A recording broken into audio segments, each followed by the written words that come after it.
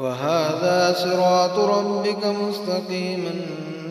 قد فصلنا الآيات لقوم يذكرون لهم دار السلام عند ربهم وهو وليهم بما كانوا يعملون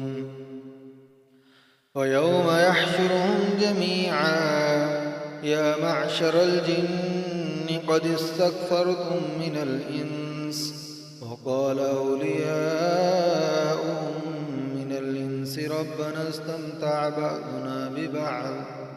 بعضنا ببعض وبلغنا أجلنا الذي أجلت لنا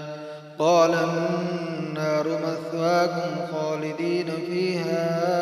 إلا ما شاء الله إن ربك حكيم عليم وكذلك نولي بعض الظالمين بعضا بما كانوا يكسبون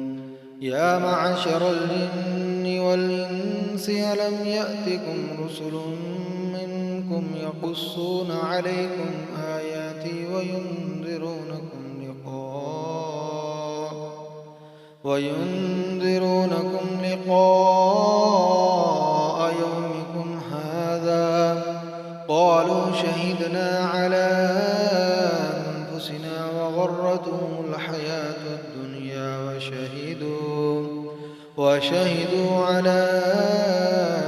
أنفسهم أنهم كانوا كافرين ذلك أن لم يكن ربك مهلك القرى بظلم وأهلها غافلون ولكل درجات مما عملوا وما ربك بغافل عما يعملون وربك الغني ذو الرحمة إن يشأ يذهبكم ويستخلف من بعدكم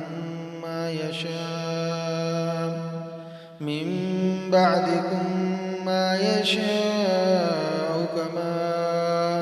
أنشأكم من ذرية قوم آخرين إنما توعدون لآت وما أنتم بمعجزين قل يا قوم اعملوا على مكانتكم إني عامل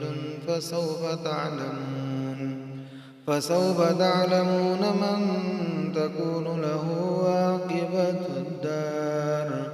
إنه لا يفلح الظالمون وجعلوا لله مما ذرى من الحرث والأنعام نصيبا فقالوا هذا لله بزعمهم وهذا لشركائنا فما كان لشركائهم فلا يصل إلى الله وما كان لله فهو يصل إلى شركائهم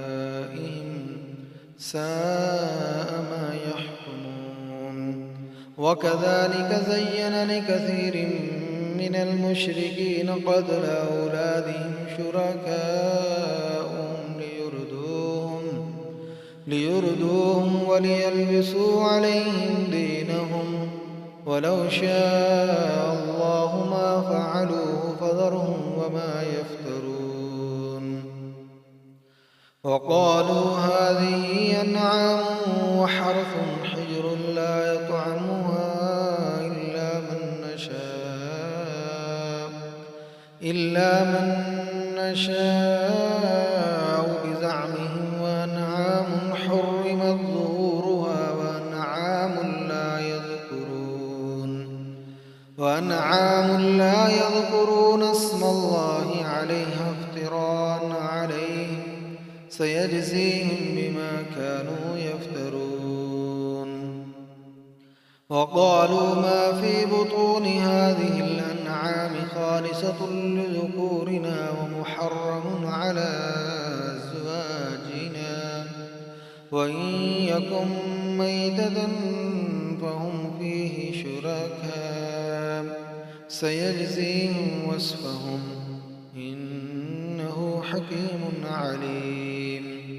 قد خسر الذين قتلوا أولادهم سفها بغير علم وحرموا ما رزقهم الله افتراء على الله. قد ضلوا وما